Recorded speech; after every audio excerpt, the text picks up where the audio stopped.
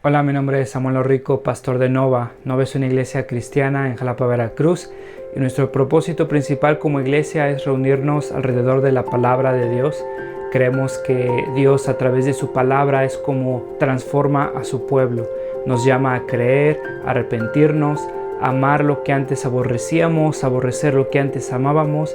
Y entonces, antes de empezar con esta prédica, déjame recordarte un par de cosas. El propósito principal para subir estas predicaciones en línea es para aquellos comprometidos con una iglesia local que no pudieron asistir por cualquier razón a su iglesia este domingo. Estas predicaciones son un recurso para nosotros, para poder crecer, para poder escuchar la palabra de Dios. Sin embargo, creemos que un cristiano no puede existir sin una iglesia. Creemos que el contexto bíblico en el cual el cristiano crece y se sustenta como cristiano por la gracia de Dios es a través de su iglesia local, sometiéndose a un liderazgo local, amándose unos a otros, sirviéndose unos a otros, perdonándose unos a otros. Un cristiano no puede vivir su vida cristiana simplemente consumiendo predicaciones en una pantalla de su televisión, de su computadora. Entonces te animamos a comprometerte con una iglesia local. Si no pudiste asistir a una iglesia este domingo, nos da gusto que estés viendo este video. Disfrútalo, nuestra oración es que te sea de bendición.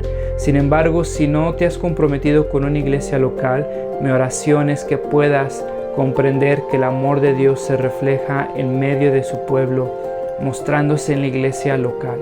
Nuestra oración es que Dios siga transformando nuestro país, que el Evangelio siga siendo proclamado, que la sana doctrina siga expandiéndose en nuestras iglesias y cada vez más cristianos podamos adorar a ese Dios soberano que nos ha mostrado su gracia a través de Cristo a pesar de lo que somos. Me gustaría esta mañana comenzar con una pregunta.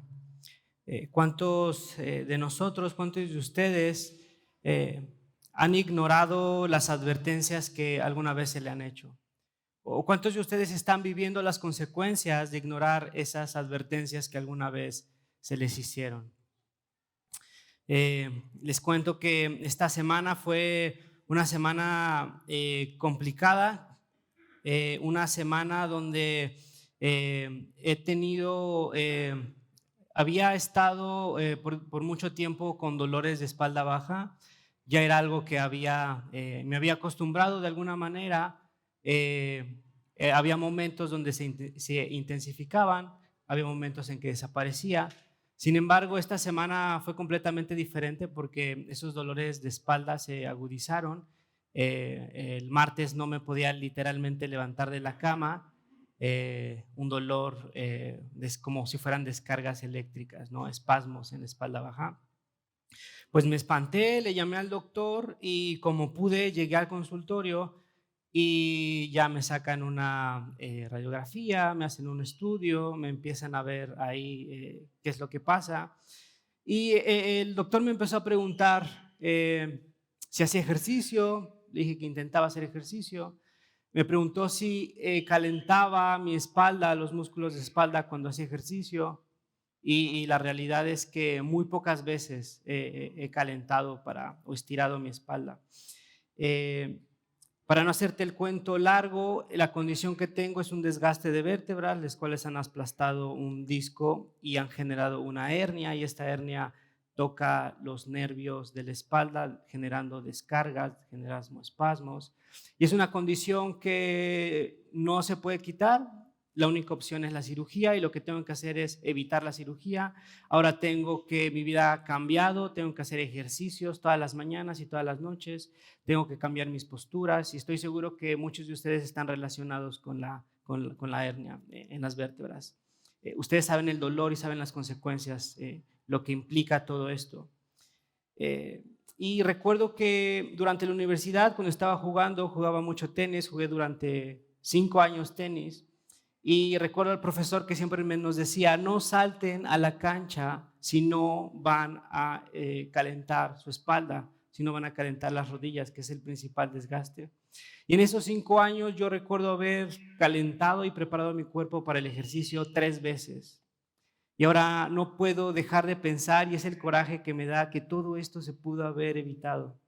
Toda esta condición que ahora estoy enfrentando, todo este dolor, el medicamento, las rutinas, todo esto se pudo haber evitado si tan solo hubiera escuchado las advertencias del profesor. No saltes a la cancha si no vas a calentar y si no vas a preparar tu cuerpo. De lo contrario, tarde o temprano llegarán las consecuencias. Aproximadamente 12 años después, aquí me encuentro viviendo las consecuencias de haber ignorado esas consecuencias, de haber ignorado esas advertencias. Y cada mañana que hago este tipo de ejercicios que ahora tengo que hacer, no puedo evitar, ¿no?, ver a mis hijos preguntándose qué está haciendo mi papá. Veo a Lindy que me respeta el espacio mientras estoy estirándome. Y estoy preparándome cuando mis hijos me pregunten, papá, ¿qué estás haciendo? ¿Por qué este cambio repentino? Y voy a tener que enfrentar la realidad y decirles, hijos, fue por haber ignorado advertencias y ahora estamos aquí estoy viviendo las consecuencias de todo esto. ¿Por qué te cuento esto? Porque cuando nosotros recordamos lo que hemos estado estudiando en el Éxodo, nosotros recordamos que Dios le ha hecho diferentes advertencias al faraón a través de Moisés. Dios le ha advertido al faraón una y otra vez, tienes que dejar libre a mi pueblo, tienes que dejar libre a mi pueblo. Y una y otra vez el faraón ha dicho, no, no, no, no, no lo dejaré ir. No fueron una, no fueron 2 veces, no fueron 3, fueron 9 plagas las que estuvimos estudiando en la predicación pasada. Y en cada una de estas consecuencias que el faraón estaba viviendo en mano propia, en primera persona, el faraón pudo ver el agua convertirse en sangre, pudo leer, pudo ver esas ranas, fue incomodado por esa realidad, por esos piojos, por las moscas. Pudo ver a todo el ganado morir. Fue afectado por las úlceras, él, su familia, su pueblo. Y una y otra vez, no. Fue afectado por el granizo destruyó todo el imperio. Las plagas de las langostas, la oscuridad, era una realidad. El faraón había experimentado todo eso. Y una y otra vez el faraón decía no, no, no y no, a pesar de haber sido advertido, a pesar de haber estado viviendo las consecuencias de ignorar esas advertencias. Sin embargo, todo esto va a cambiar. En el capítulo 11, nosotros recordamos la plaga contra los primogénitos. De alguna manera, en la 10ª plaga, nosotros vemos cómo la paciencia de Dios se ha acabado. Esto ha llegado a un límite. Las ofensas del faraón han llegado a colmar la paciencia de Dios, y en estos versículos, en este capítulo, nosotros vamos a ver las consecuencias de atentar en contra de ese Dios soberano, de atentar en contra de ese Dios todopoderoso, del creador del cielo y la tierra. Nosotros vemos la ira de Dios y la advertencia que Dios le hace al faraón a través de Moisés. Las consecuencias es la muerte. Versículo 11, capítulo 4. Y Moisés anunció, así dice el Señor, hasta la medianoche pasaré por todo Egipto y todo primogénito egipcio morirá. Desde el primogénito del faraón que ahora ocupa el trono hasta el primogénito de la esclava que trabaja en el molino. Lo mismo que todo primogénito del ganado en todo Egipto, habrá grandes lamentos, como no los había ni volverá a verlos. Y podríamos pensar que con esta advertencia el faraón iba a doblar sus rodillas, y el faraón iba a pedir perdón, y el faraón iba a arrepentirse, y el faraón iba a dejar a ir al pueblo de Israel. Sin embargo, lo creemos porque lo leemos. El faraón, la respuesta fue no, una vez más, no me voy a rendir ante este Dios. No voy a doblar mis rodillas, porque el faraón se creía por arriba de Dios. Una vez más volvemos a escuchar un rotundo no. No los dejaré ir. Y el faraón va a tener que enfrentar las consecuencias de esa ofensa que le está haciendo a Dios, de ese rechazo que le está haciendo al Dios Todopoderoso, al Dios Omnipotente.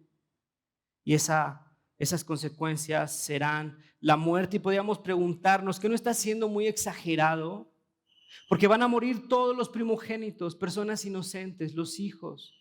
Todo primogénito va a morir. ¿Qué no está siendo muy exagerado Dios? Y creo que cuando nosotros hacemos esa pregunta, es un reflejo de que no comprendemos lo que está haciendo el faraón, esa ofensa que está haciendo ante Dios. Está atentando en contra de su soberanía, en contra de su deidad. Una y otra vez el faraón ha rechazado las advertencias de Dios y una y otra vez Dios ha tenido misericordia y ha tenido gracia. Cada plaga es un reflejo de la ira, de la justicia de Dios y de su misericordia. Porque estás de acuerdo que hubiera sido una plaga. Si yo hubiera sido Dios en ese momento y el faraón no me hace caso, simplemente destruyo el imperio Egipto. Simplemente destruyo al faraón. ¿Cómo te atreves a atentar en contra de mí, que yo soy el Dios Todopoderoso? Sin embargo, vemos la gracia de Dios, vemos la ira y vemos la justicia de Dios. Las consecuencias de ir en contra de esas advertencias será la muerte y todo primogénito morirá y va a haber lamentos como nunca antes los ha habido. Y la respuesta del faraón fue no. Y nosotros vemos la ira de Dios y de la misma manera nosotros vemos la gracia de Dios. Porque Dios iba a establecer un medio por el cual el pueblo de Israel, su pueblo, iba a poder salir librado de la ira de Dios. Dios, en el capítulo 12, vemos cómo establece la Pascua. Vemos que Dios va a salvar al pueblo de Israel.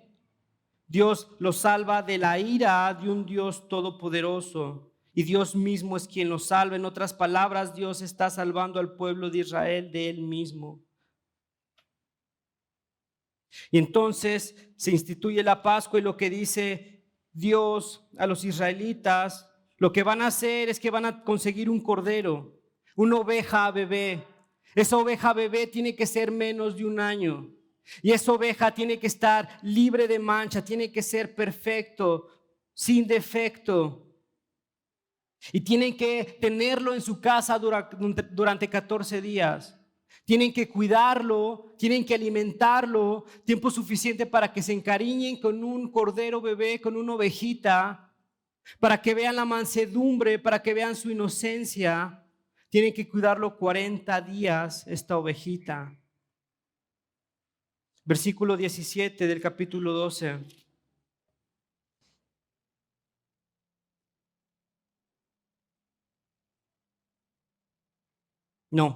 Versículo 7. Tomarán luego un poco de sangre y lo untarán en los postes. Pero ¿de quién es esa sangre? ¿Qué está pasando? La sangre será del cordero, porque la sangre servirá para señalar las casas. Y donde ustedes se encuentren, pues al verla pasaré de largo, que es de donde sale el término de la Pascua, Pesaj, pasar de largo. Mi ira pasará de largo porque verá la sangre de ese cordero inocente, de ese cordero perfecto, de ese cordero inmolado sin mancha. Así cuando yo hiera de muerte a los egipcios, no los tocará a ustedes ninguna plaga destructora. Ese corderito va a morir, va a ser desangrado y esa sangre marcará todas sus casas, porque esa será la señal de que ustedes han sido cubiertos por esa sangre, de ese cordero que han cuidado, de ese cordero que es un bebé, de ese cordero que es perfecto, sin mancha, de ese cordero que es inocente. Esa sangre será la señal y mi ira pasará de largo. Y en este ritual tienen que participar todos, tienen que participar judío, tienen que participar egipcios. ¿En qué sentido? En que Dios instituye esto y no les está diciendo a los egipcios, ustedes no lo hagan porque son de mi pueblo. Les está diciendo, ustedes tienen que hacerlo porque la sangre es la señal. No es la nacionalidad, no es donde vivan, sino la sangre va a ser la señal por la cual mi ira pasará de largo. De tal manera que si un egipcio ha creído y sacrifica un cordero y cree en lo que Dios ha establecido, un egipcio, la ira de Dios pasará de largo. Porque lo que distingue no es la nacionalidad, sino es la sangre del cordero. De tal manera que si un israelita no sacrifica al cordero, no marca su casa con esa sangre, la ira de Dios caerá sobre su hogar. No importa si eres israelita, no importa si eres judío, egipcio, la señal del pacto está en la sangre del cordero. Y lo que harán con ese cordero, versículo 6, es que lo partirán, sacarán sus entrañas, lo decapitarán, lo partirán, le sacarán las entrañas y lo asarán con hierbas y se lo comerán, no dejarán nada. Y en este ritual tiene que participar toda la familia, papás, hijos.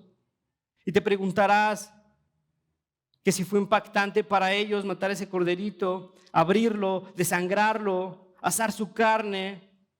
Y ese es el punto que quería establecer Dios. Esto es impactante. Esto es una señal que tienen que recordar año tras año.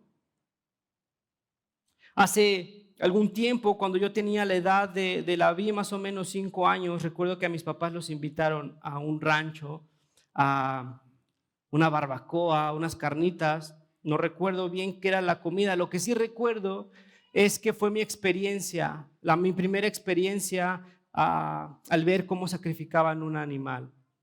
Y no sé por qué los anfitriones nos invitaron a los niños a ver cómo mataban a los cochinos.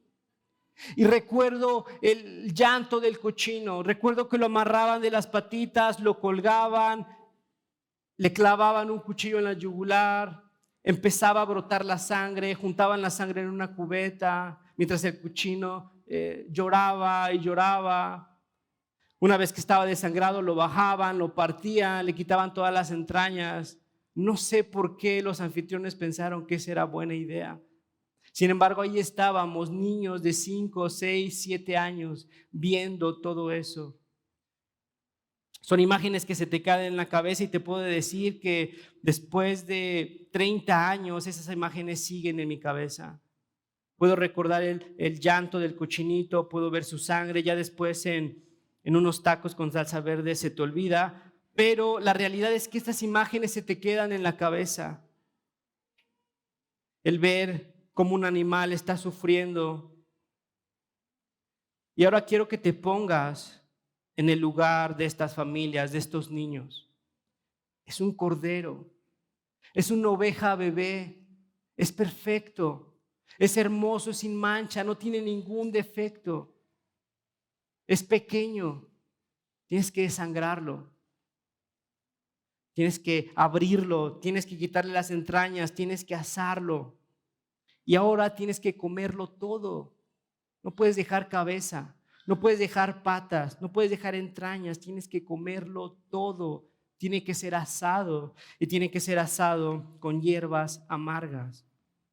En otras palabras, lo que Dios está diciendo, esto no es una experiencia agradable, esto no es una taquita, estas no son unas carnitas asadas, esto es una experiencia traumante, esto es una experiencia que va a marcar su vida. Porque este evento va a marcar la vida del pueblo de Israel. Este evento es un parteaguas, porque este es mi Pascua, dice el Señor, este es el Pesaj, porque mi ira pasará de largo y mi ira será cubierta por la sangre de este corderito. Un evento tan importante que estará como será el primer evento en el calendario de las festividades, el evento más importante en el primer mes, y lo tendrán que recordar año tras año. Tendrán que recordar esa muerte, tendrán que comerlo, tendrán que utilizar esa sangre, tendrán que comerlo con hierbas amargas. Toda esta experiencia se tiene que repetir año tras año. Sus hijos tienen que ver esto año tras año. Ustedes tienen que cuidarlo y matarlo año tras año. Tienen que recordarlo y tienen que comerlo con hierbas amargas y con pan sin levadura. Y algo que se repite constantemente en esta porción es el pan sin levadura. Capítulo 12, versículo 8. Con pan sin levadura. Capítulo 12, versículo 15. Aléjense de la levadura. Capítulo 12, versículo 17. Pan sin levadura. Capítulo 18, versículo 18. Capítulo 18, versículo 19. Capítulo 12, versículo 20. Capítulo 13, versículo 3. 13, 6. 13, 7. Una y otra vez nosotros encontramos 12 menciones. Pan sin levadura. Aléjense de la levadura. Coman pan sin levadura. Y nosotros entendemos, y se relacionaba la levadura con las bacterias, lo que produce la contaminación. Los gases eran lo que leudaban esa masa. Y en otras palabras, Dios les está diciendo: aléjense de la levadura, aléjense del pecado y dense cuenta del orden. Primero, el pueblo de Israel ha sido salvado por la sangre del Cordero, y ahora lo que Dios les pide es: aléjense del pecado, aléjense de la levadura, aléjense del pan aléjense del pan con levadura. Tienen que comerlo sin levadura, y Dios es muy específico en esto. Y el orden es este: primero es la salvación y después es la pureza. No es al revés. No es que primero me limpio y primero me alejo del pecado y después a través de eso yo obtengo la salvación, sino es que he sido salvado por la sangre de ese Cordero. La sangre del Cordero me ha limpiado y ahora yo me acerco a Dios alejándome de esa levadura, alejándome del pecado. No es al revés. No es mi pureza lo que me da salvación, sino es la sangre del Cordero. Y esa salvación me lleva a amar, alejarme del pecado, alejarme de la levadura. Y es lo que Dios les estaba pidiendo a los israelitas. Han sido salvados, ahora aléjense de esa levadura. Y de nuevo Dios le pide al pueblo de Israel, tienen que recordarlo año tras año, tienen que hacerlo, este sacrificio, este recordatorio, tiene que ser perpetuo. Capítulo 12, versículo 27. Este sacrificio es la Pascua del Señor que en Egipto pasó de largo. Este sacrificio, todo lo que están haciendo es la Pascua del Señor, es el Pesaj. La ira de Dios pasó de largo la casa de los israelitas, hirió de muerte a los egipcios, pero salvó la vida de nuestras familias. Ustedes lo han experimentado, israelitas. Ustedes vieron mi poderío, ustedes vieron las plagas, ustedes vieron cómo los saqué de Egipto, ustedes vieron cómo doblé las rodillas del faraón. Capítulo 17. Capítulo 13, versículo 8. Ese día ustedes dirán a sus hijos: esto lo hacemos por lo que hizo el Señor por nosotros cuando salimos de Egipto. Versículo 9. Y será para ustedes como una marca distintiva en la mano o en la frente, que les hará recordar que esta instrucción del Señor debe estar en sus labios, porque el Señor los sacó de Egipto con su poderosa mano. Y esto lo tienen que hacer año tras año. Tienen que sacrificar ese cordero, tienen que desangrarlo, tienen que comerlo, tienen que alejarse de la levadura, tienen que tenerlo como recordatorio, porque el Señor pasó de largo, porque la ira del Señor no aplastó al pueblo de Israel. Y este recordatorio, esta celebración, no deben de participar extranjeros, a menos que hayan sido circuncidados. A menos que sean parte del pacto. En otras palabras, a menos que crean en el Dios que nosotros creemos. El cordero debe comerse en casa, en familia, en comunidad. No es un evento que celebra, que se tiene que sacar. Versículo 46. El cordero debe comerse en casa. Este recordatorio se debe de hacer en casa. Este recordatorio no es un evento que se hace cada uno por separado. Estamos hablando de que el Señor rescató a un pueblo, rescató a una comunidad. Este cordero, este recordatorio debe de hacerse en casa, en donde cada uno puede confirmar que el otro es parte del pacto, que el otro ha creído, que el otro forma parte del pacto de la circuncisión. No es un recordatorio, no es un evento que podamos hacer con nosotros mismos de una manera aislada. El cordero debe de comerse en casa, en familia. Versículo 48. Y ninguno que no haya sido circuncidado puede comer de ella. Ninguno que no haya creído, ninguno que no haya puesto su fe, ninguno que no forme parte del pacto. Porque este recordatorio, porque esta celebración es reflejo de que hemos confiado en esa sangre.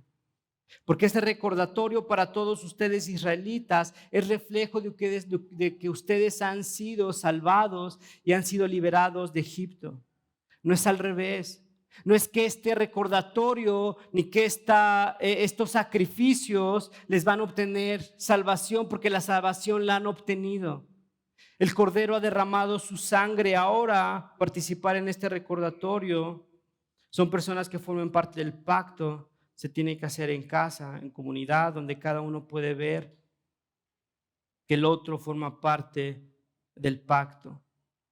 Y tienen que hacerlo año tras año. Estas son las consecuencias de ir en contra de las advertencias que le he hecho al faraón. Y es así que la ira de Dios, en el capítulo 12, versículo 29. A medianoche el Señor hirió de muerte a todos los primogénitos egipcios, desde el primogénito del faraón hasta el primogénito en la cárcel, así como las primeras crías de todo ganado. Todos en Egipto se levantaron esa noche, lo mismo el faraón, sus funcionarios, y hubo graves lamentos en el país. No había ni una sola casa egipcia donde no hubiera algún muerto. Las consecuencias de ir en contra de esas advertencias. La ira de Dios cayendo sobre todo primogénito. La muerte de los primogénitos. Llantos, soledad, oscuridad. La ira de Dios aplastando a aquellos que atentan, ir en contra de sus advertencias, ir en contra de su voluntad. Y es así que finalmente el pueblo de Israel encuentra la libertad. El faraón logra Dios logra quebrar las rodillas del faraón, al menos por unos momentos. El faraón deja libre al pueblo de Israel. Por fin, después de 430 años, han encontrado libertad. El faraón ha dejado libre a ellos. Van a comenzar el éxodo. Después de 430 años de esclavitud, Dios ha quebrantado al faraón, Dios les ha entregado libertad. La ira de Dios ha pasado de largo y no ha tocado al pueblo de Israel. La sangre del cordero ha cubierto al pueblo de Israel.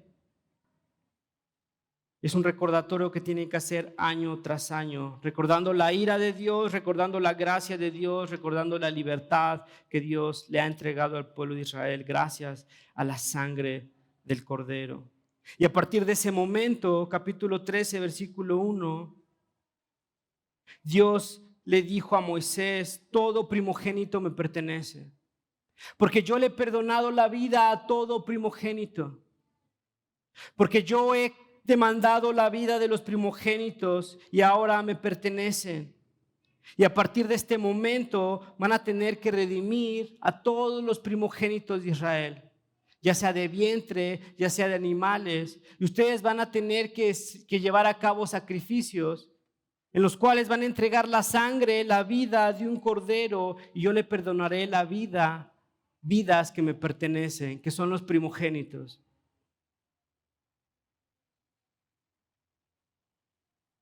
Capítulo 13, versículos 15.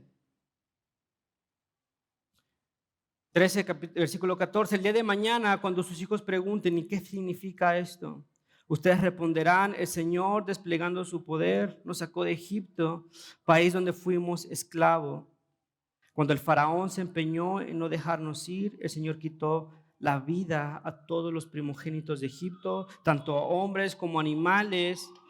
Escucha esto, por eso nosotros ofrecemos al Señor en sacrificio el primer macho que nace y rescatamos a nuestros primogénitos. Dios ha demandado la vida de esos primogénitos. La vida de esos primogénitos Dios las ha demandado porque Dios ha perdonado la vida de esos primogénitos de Israel. Versículo 16, esto será para ustedes como una marca distintiva en la mano o en la frente de que el Señor nos sacó de Egipto desplegando su poder. Y esto lo tienen que hacer año tras año, cordero tras cordero. Tienen que repetir esto para que sus hijos les pregunten y ustedes tengan la oportunidad de responderles. Esto lo hacemos porque Dios nos sacó de Egipto. Y podríamos imaginar el esfuerzo que hubo detrás de cada sacrificio, cada cordero sacrificado, cada dolor, cada experiencia. El pueblo de Israel sacrificando un cordero año tras año. Y después de un tiempo podríamos imaginar preguntas en el pueblo de Israel. ¿Será esto necesario? Ya tiene mucho tiempo. ¿Será cierto que Dios nos sacó de Israel? ¿Será cierto todas estas cosas que nos dicen nuestros padres de las plagas y del faraón?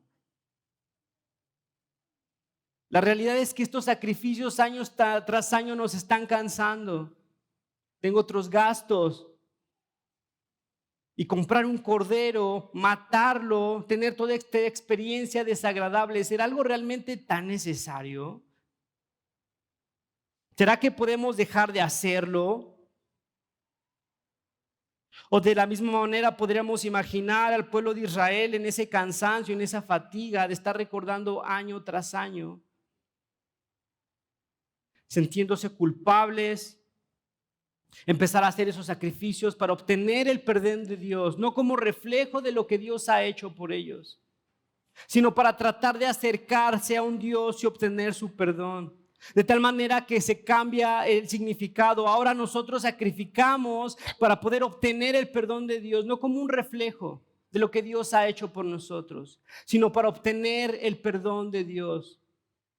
Me atrevería a decir que muy parecido a lo que nosotros hacemos hoy en día. Olvidamos lo que Dios ha hecho por nosotros y ahora cada disciplina, cada vez que tenemos que venir a la iglesia, cada vez que tenemos la oportunidad de servir, cada vez que podemos leer la Biblia, se convierte en un desgaste, en un esfuerzo que no vale la pena. ¿Será necesario de verdad todo esto? Esto tiene muchísimo tiempo. Es muy anticuado. No tiene sentido. ¿Será necesario todo este esfuerzo?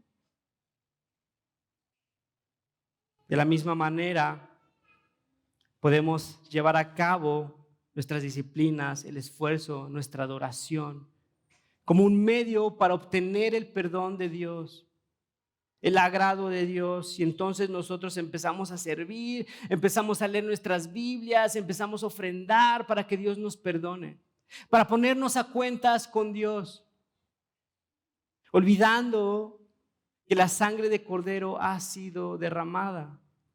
Y esta forma de enfrentar es un reflejo de una falta de comprensión del Evangelio.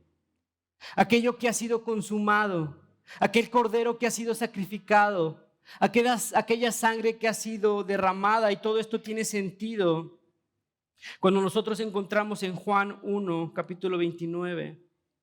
Juan ve un hombre entrar a Jerusalén, un hombre de 33 años. Y Juan apunta a toda la multitud y les dice: aquí viene el Cordero de Dios que quita el pecado del mundo, Jesucristo. Y te imaginarás a toda esa gente acostumbrada a la liturgia, acostumbrada a sacrificar los corderos año tras año. Y de repente se aparece Juan el Bautista y le dice a toda esa gente: aquí viene el Cordero de Dios que quita el pecado. ¿De qué está hablando Juan? ¿De qué Cordero nos estás hablando si este es un hombre de 33 años? El Cordero de Dios que quita el pecado del mundo. Lo que Juan está apuntando es esa realidad. Ese es el Cordero. Ese es el Cordero que será partido. Ese es el Cordero que será desangrado. Ese es el Cordero que será aplastado por la ira de Dios.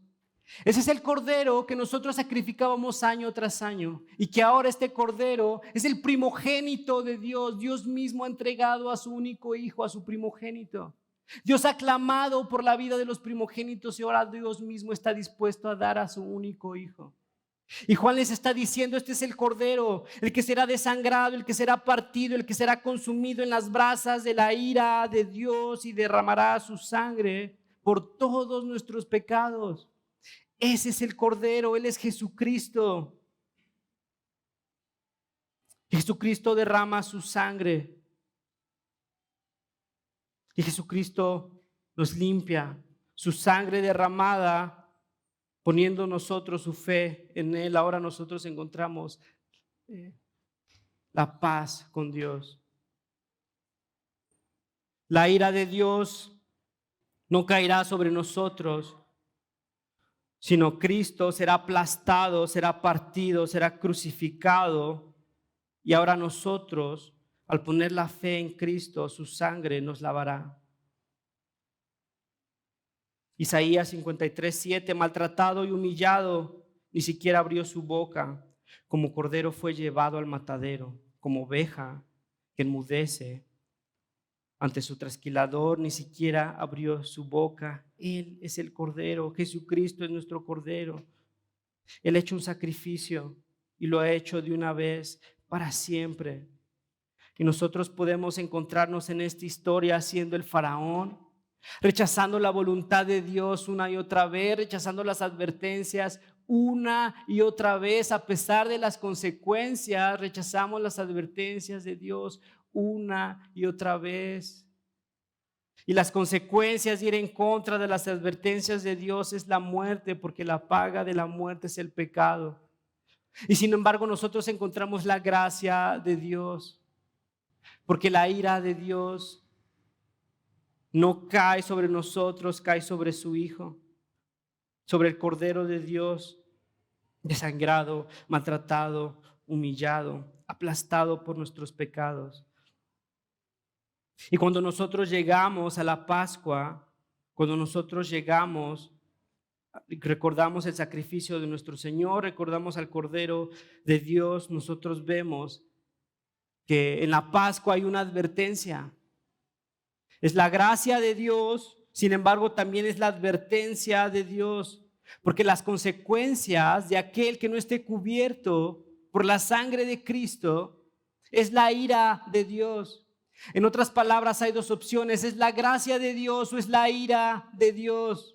¿Es gracia o es ira? Apocalipsis 6:16, todos gritaban a las montañas y a las peñas cuando llegue el tiempo del juicio: caigan sobre nosotros y escóndanos de la mirada del que está sentado en el trono. Escucha esto: y de la ira del Cordero. Y de la ira del Cordero, de la ira de aquel que ha sido partido por todos ustedes. En otras palabras, hermano, la Pascua es el recordatorio de la gracia de Dios, lo que Dios ha hecho por nosotros. Encontramos paz, encontramos perdón a través de la sangre del sacrificio que ha hecho Dios, aplastando a su Hijo por nosotros. La Pascua es la advertencia de que todo aquel que no esté cubierto por la sangre del Cordero encontrará juicio. Y ese juicio es la ira de Dios. Ese juicio es la muerte. Y lo que nosotros vamos a hacer esta mañana es participar como iglesia de la cena del Señor, recordando lo que Cristo hizo por nosotros. Oh Cordero, Cordero inmolado, viniste a limpiar mi pecado. qué forma tan cruel la que te han lastimado, todo por mi culpa, y tú me has amado. Tú la copa has derramado, tu sangre la que salió de tu costado. Aquel día pagaste por los malos, tú el inocente que jamás conoció pecado, el cual el Padre apreciaba y quería, y por supuesto también se complacía. Por su obediencia, Él entregaría una dádiva hermosa, la cual era su vida. Nadie nunca jamás me regalaría algo tan valioso, ni siquiera se le compararía. Padre, te damos gracias por este tiempo, te damos gracias por la oportunidad que nos da de escuchar tu palabra. Padre, te pedimos que tu Espíritu nos guíe, Señor, que podamos ser impactados por la obra de nuestro Señor Jesucristo, que el recordatorio del sacrificio para nosotros sea de asombro, Señor, que sea una experiencia de asombro la cual nos lleve a darnos cuenta del sacrificio que ha hecho Cristo por nosotros, a pesar de lo que somos, y que ahora podemos encontrar paz, gozo, Señor, en lo que ha hecho la sangre del Cordero. Te damos gracias, Padre, y te pedimos perdón